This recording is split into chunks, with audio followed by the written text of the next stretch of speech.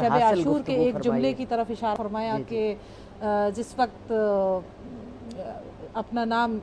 جو ہے وہ سرنامہ شہادت میں نہیں پایا اور اس وقت جو ہے حضرت قاسم کی بے چینی بڑھی اور امام علی مقام نے سوال کیا کہ قاسم آپ موت کو کیسا پاتے ہیں، تو وہ مشہور جملہ جو ہمیں ہر مقتل میں نظر آتا ہے کہ چچا میرے نزدیک موت شہد سے زیادہ شیریں ہے۔ فقط ایک جملہ ناظرین جناب قاسم کا آپ کے جذبہ شوق شہادت کی عکاسی کرتا ہوا نظر آتا ہے، اور آپ کی تربیت کس انداز سے ہوئی اور کس خانوادے میں ہوئی یہ آپ کی تربیت کی عکاسی کرتا ہوا نظر آتا ہے۔ کیا فرمائیں گی معصومہ شیرازی صاحبہ؟ سب سے پہلے تو محترمہ یہ سمجھ لیجئے کہ کربلا کوئی کہانی نہیں ہے جس کے کرداروں کو مختلف پہلوؤں سے دیکھا جائے۔ کربلا ایک نظریاتی جدوجہد ہے، کارزار خیر و شر ہے، اور ہر پوری انسانیت کا مشترکہ ورثہ ہے۔ جو کربلا ہے وہ پوری انسانیت کا ورثہ، کیونکہ پوری انسانیت خیر سے محبت کرتی ہے اور شر سے نفرت کرتی ہے۔ اور اگر آپ کربلا کو دیکھیں تو کائنات میں، پوری تاریخ بشریت میں وہ پہلی رزمگاہ ہے جس میں حق اپنی پوری طاقت، پوری مقاومت اور پوری استقامت کے ساتھ موجود ہے، اور اپنی تمام شرائط کے ساتھ موجود ہے، خدا کی طرف سے جو شرائط بندگی ہیں ان کے ساتھ، اور دوسری طرف کل کا کل شر موجود ہے، جہاں 6 ماہ کے بچے کو پیاسا قتل کرنے والے بھی موجود ہیں، چادریں چھیننے والے بھی موجود ہیں۔ کل کا کل خیر اس طرف ہے اور کل کا کل شر اس طرف ہے۔ اس لیے مولا حسین نے قدم بقدم جس طرح محترمہ ارشاد فرما رہی تھی کہ وہ تعویذ وقت پر کھلا، مولا حسین کے خطی نسخے جو حضرت محمد بن حنفیہ کو آپ نے وصیت نامہ لکھا کہ یہ لوگوں تک پہنچانا کہ میں اپنے نانا کا شہر اگر چھوڑ رہا ہوں تو میں امر بالمعروف اور نہی عن المنکر کے لیے چھوڑ رہا ہوں، یعنی ایک باقاعدہ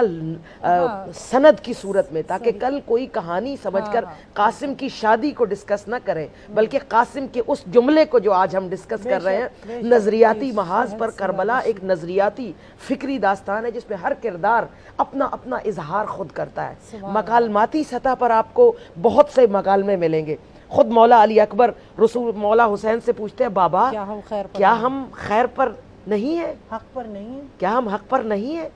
یہ عجیب سوال ہے، اور اگر حق پر ہے تو پھر کس بات کی پرواہ کہ موت ہم پر آپ۔ اسی طرح مولا علی علیہ السلام نے اپنے قاتل سے کہا تھا کیا میں تمہارا اچھا امام نہیں تھا؟ اسی طرح وہ مکالمہ جو مولا حسین نے عاشور میں خطبے میں کیا کہ کیا میں نے تمہارا حق مارا یا تمہارے ساتھ کوئی زیادتی کی جس کا بدلہ لینے پہ تلے ہو؟ تو بعد میں جو آوازیں آئیں بغضاً لأبیک کہ آپ کے بابا کے بغض میں لڑ رہے ہیں یا جو کچھ بھی، مطلب وہ جواب آئے، مکالمہ ہوتا رہا۔ ہر کردار نے اپنا مکالماتی حق ادا کر کے اپنی نظریاتی شمع روشن کر کے اپنا تعارف کروایا۔ اب ہم قاسم کا تعارف اس جملے سے کریں گے اور سمجھ میں آئے گا کہ کس طرح ایک امام حق نے اپنی نیابت کے لیے اپنے بچے کو چن کر بتایا ہے کہ اگر حضرت علی اکبر بنو ثقیف، آپ کو معلوم ہے یہ قبیلہ حسن و جمال میں اپنی شہرت رکھتا تھا، اور رسول اللہ کے ہاں سے باقاعدہ سند ایمانی ان کے بزرگوں کو بہت یعنی مختار ثقفی بھی اسی قبیلے سے ہیں، تو یہ حسن و جمال کے یہ مرقع ادھر علی اکبر ہے، اور ادھر ایک جوانی کی حدوں کو چھوتا ہوا، شباب کی حدوں کو چھوتا ہوا ایک لڑکپن سے جوانی کی طرف سفر کرتا ہوا کردار ہے۔ وہاں وہ سوال کرتے، اور مولا علی اکبر کا اگر آپ مکالماتی خطبہ کربلا میں ملاحظہ فرمائیں تو اللہ اکبر، یعنی یہ دیکھیے کہ ہر معصوم نے اور ہر اولاد معصوم نے اپنے علم کا اظہار اپنے امام کے دور میں خاموش، حد ادب میں خاموش رہے ہیں، مگر ہم رزمیہ جو رجزیہ کلام ہے ان کے رجز ہیں، ان سے ان کے علم کا، ان کے مرتبے کا، ان کا عرفان حاصل ہوتا ہے۔ تو اس میں حضرت علی اکبر، اسی طرح حضرت قاسم، یہ جملہ احلا من الاصل، احلا حلاوت ہے، شیرینی ہے، من الاصل شہد سے زیادہ اس میں شیرینی ہے۔ یعنی اس سے پہلے مولا حسین یہ بیان فرمانا چاہ رہے ہیں کہ یہ نہ سمجھو کہ چھوٹا بچہ تھا اور اپنے شدت جذبات میں اپنے چچا پر قربان ہو گیا، یہ سمجھنا کہ یہ توحید پرست تھا جس نے علم توحید کے لیے شہادت کو شہد سے زیادہ شیریں سمجھا۔ بہت خوب، ماشاءاللہ معصومہ شیرازی صاحبہ، آپ نے بہت خوبصورتی کے ساتھ حضرت قاسم ابن حسن کے اس جملے پر گفتگو فرمائی۔ روایات سے پتہ چلتا ہے کہ حضرت قاسم ابن حسن جو ہے نہایت حسین و جمیل تھے، اور جس وقت آپ داخل ہوئے میدان کارزار میں تو آپ کے حسن کو دیکھ کر باطل کی نگاہیں خیرہ ہو گئیں، اور اس حوالے سے آپ نے بہت ہی فصیح و بلیغ اس موقع پر رجز خوانی بھی کی، اور جس طرح آپ نے، اور اس کے بعد صرف اپنی شجاعت اور شہامت کا ہی تذکرہ نہیں کیا، بلکہ آپ نے اس کے ساتھ ساتھ اپنے اجداد کی پیروی کرتے ہوئے اس موقع پر بھی امر بالمعروف اور نہی عن المنکر کے فریضے کو بھی انجام دیا۔ اس حوالے سے رسائی ادب میں بھی حضرت قاسم ابن حسن کے حوالے سے بہت کچھ کہا گیا ہے، تو کچھ بیان فرمائیے۔ ایسا ہے کہ جو عالمی ادب ہے اس میں جو چہرے ہیں ادب کے بڑے معروف چہرے، ان میں ایک غدیریات ہے، یعنی غدیر پر لکھا ہوا کلام پورے عالمی ادب کا ایک بڑا حصہ ہے۔ اسی طرح کربلائی کلام، وہ مرثیے میں ہو، وہ لوحے میں ہو، وہ سلام میں، اور آج کل تو اور بھی بہت ساری جہتیں اور بہت ساری اصناف میں ہم کربلائی کلام، اور خود اپنی غزل میں بھی ہمارے ہاں جو شعراء ہیں وہ ایک شعر ضرور اکثر ہمیں نظر آتا ہے، کربلائی شعر، کربلائی استعارے۔ تو وہ استعارے جو ہیں وہ کربلائی استعارے، وہ انسانی استعارے ہیں۔ شاعری انسانیت کی زبان ہے، محبت کی زبان ہے، عشق کی زبان ہے، اور جہاں جہاں پر انسانیت ہے وہاں وہاں کربلا موجود ہے۔ تو یہ جو کربلائی ادب ہے اس کی بڑی عظمت ہے، اور صرف یہ نہیں کہ ہم شاعروں نے کچھ مرثیے کہے، کچھ یہ کلام شروع ہوتا ہے کہاں سے؟ حضرت عباس کی والدہ حضرت ام البنین شاعرہ ہیں، جو مرثیے میں، مرثیہ کہنے میں اور بین میں اتنے مناقب بیان کرتی ہیں۔ جی جی، دو قسم کے چہرے ہمیں نظر آتے ہیں کربلائی ادب میں۔ جو ہمارا قدیم ادب ہے اس میں ہمیں کربلا کے میدان میں تو رجز ملتے ہیں، مولا علی اکبر کے رجز پڑھیے، مولا قاضی عباس کے رجز، اور اس میں دو حصے ہیں، ایک خطبہ ہے، خطبہ دیا ہے معصوم نے یا اولاد معصوم نے، اور دوسرا رجزیہ اشعار، یعنی رزمیہ اظہار، رزم کا اظہار، شجاعت بھی، اوصاف بندگی، وہ اللہ کے بندگان شجاع جو ہے وہ خدا کی صفت سے متصف ہے کہ خدا شجاعت کو پسند کرتا ہے، سیف ذوالفقار اتارتا ہے، اپنے ولی کو شیر یزدان کہتا ہے۔ تو اس لیے شجاعت کا اظہار رجز ہے، اور جو خطبہ ہے وہ اپنے علم کا اظہار ہے، اپنی عظمت کا اظہار ہے۔ حضرت قاسم کا خطبہ بھی موجود ہے اور رجزیہ اشعار بھی موجود ہے۔ اسی طرح حضرت عباس کا بھی یہ سلسلہ، اسی طرح مولا حسین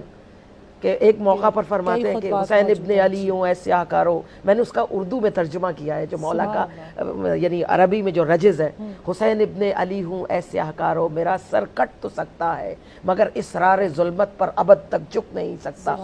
میں فخر آل ہاشم مرتضیٰ کا لال ہوں، سبط نبی اور فاطمہ کی طاہرہ آغوش کا موتی، میں ان انوار کا مرکز ہوں جن کا نور ہر ظلمت کدے کو روشنی کا رزق دیتا ہے، ہم ہی ہیں ساقیان چشمہ کوثر، محبان ولایت کو ہم ہی سیراب کرتے ہیں۔ اب یہ رجز ہے،